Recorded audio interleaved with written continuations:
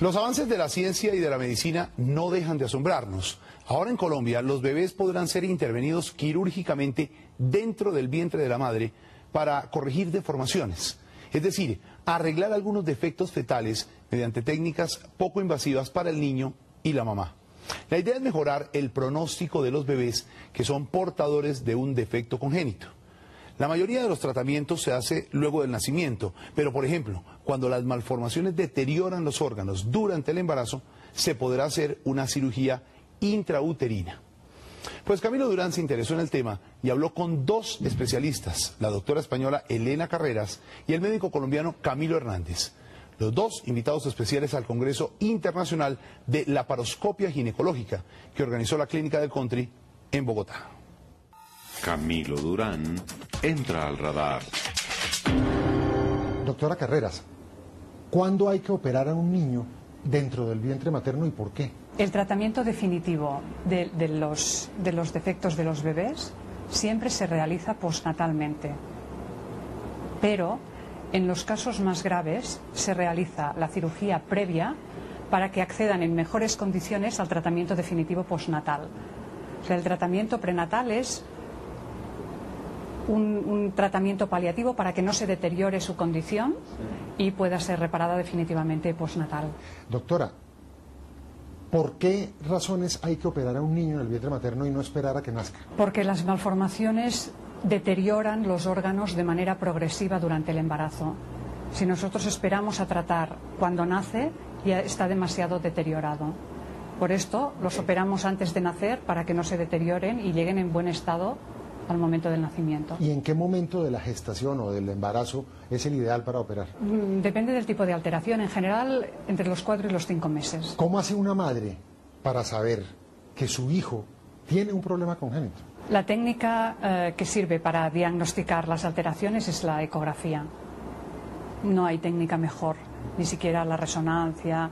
¿Y normalmente son problemas genéticos o pueden ser problemas que se adquieren durante el embarazo? Se adquieren durante el embarazo. Muy pocos casos son genéticos. Por esto, no vale hacer ecografías solo en mamás de riesgo. Hay que hacerlas a toda la población, porque tampoco se correlacionan con la edad. Mamás jóvenes pueden tener los problemas. ¿Se puede, por ejemplo, prevenir un síndrome de Down en un niño que se le detecte en el vientre materno? Sí, la detección del síndrome de Down es de todas las alteraciones la que está más avanzada y no se detecta a los 5 meses, sino a los 3. ¿Y se puede operar? No, en este caso no, porque en este caso sí es una alteración cromosómica que cursa en el 100% de los casos con retardo mental y esto no tiene corrección prenatal. ¿Qué porcentaje, doctor Hernández, de los niños que nacen vienen o tienen problemas que sean operables en el feto? Son la minoría de ellos, Camilo.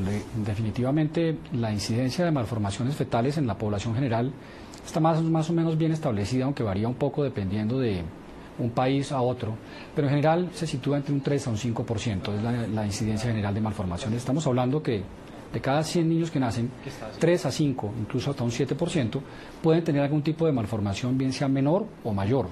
Doctora Carreras, la medicina tiende a que cada vez se opere menos con métodos tradicionales y más con métodos tipo laparoscopia, etcétera. Sí, sí, rotundamente sí. Y en este sentido, lo que ha sido la cirugía fetal ha experimentado un cambio muy importante en los últimos años.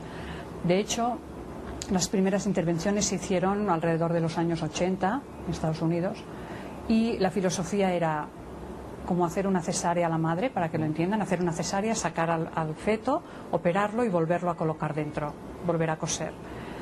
Esto crea muchos problemas, de manera que la evolución de este tipo de cirugía ha sido hacia la endoscopia, que consiste en entrar con una aguja grande, un fetoscopio se llama, en un solo punto del abdomen de la mamá al interior del útero y a partir de un único punto o a veces dos hacer las intervenciones. Es decir, a un niño en el feto la única forma de operarlo es con este camino, no existe cirugía tradicional para operarlo.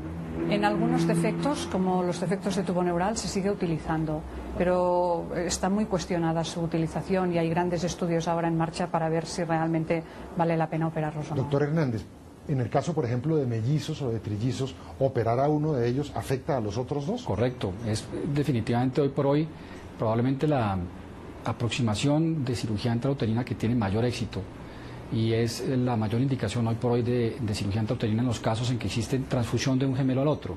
Cuando comparten vasos de una misma placenta que pasan de un gemelo al otro, pues se produce un desbalance que pone en problema tanto al que le entrega sangre al otro gemelo como al que la recibe. Y es hoy en día definitivamente la técnica quirúrgica de la fetoscopia y la coagulación de esos vasos que comunican la placenta las que han mostrado los mejores resultados. ¿Qué riesgos, doctora Carreras, corre la madre cuando se le opera a su hijo? Muy pocos, muy pocos. Nosotros le explicamos a la mamá que es el mismo riesgo que un parto. Muy pocos. Para la mamá es una cirugía muy segura. Muy segura. Sí.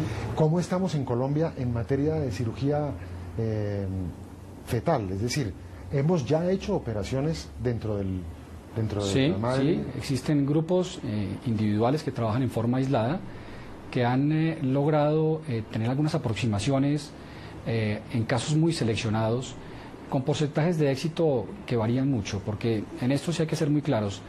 La curva de aprendizaje es larga, es decir, dependiendo del número de casos que uno haga y la frecuencia con la que la haga, dependerán los resultados finales. Desafortunadamente se requieren de equipos sofisticados, de equipos costosos y se requiere sobre todo de un compromiso de las instituciones en un momento dado para asumir estos costos y dar un beneficio a estos fetos que tienen malformaciones congénitas. O sea, doctora Carreras, que los cirujanos tendrán que volver a estudiar. Sí, de hecho, este tipo de intervenciones nunca se hacen de manera individual, sino en equipos multidisciplinares, en los que están los cirujanos, los cardiólogos, obviamente los obstetras. El papel de los anestesiólogos es fundamental. O sea, realmente no se concibe una unidad de medicina fetal o de cirugía fetal sin un equipo multidisciplinar. Y ya hay una carrera que se llame, digamos, o una especialización en la medicina que sea medicina laparoscópica o como fuere. En el área específicamente de la ginecología en general sí existe una subespecialidad reconocida de laparoscopia y por lo tanto no tanto reconocida, pero sí por lo menos establecida como que un cirujano que hace cirugía ginecológica laparoscópica pues tenga experiencia en ello, y es distinto al que la hace abierta.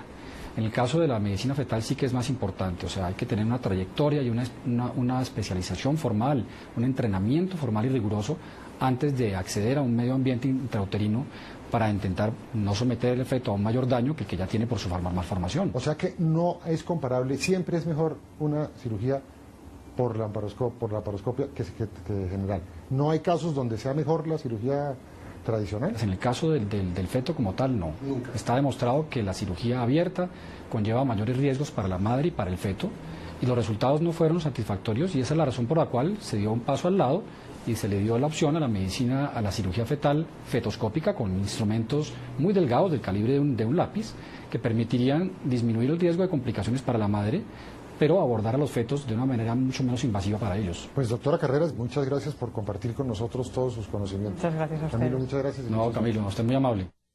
Qué bueno que los médicos y las instituciones se preparen suficientemente para atender estos casos.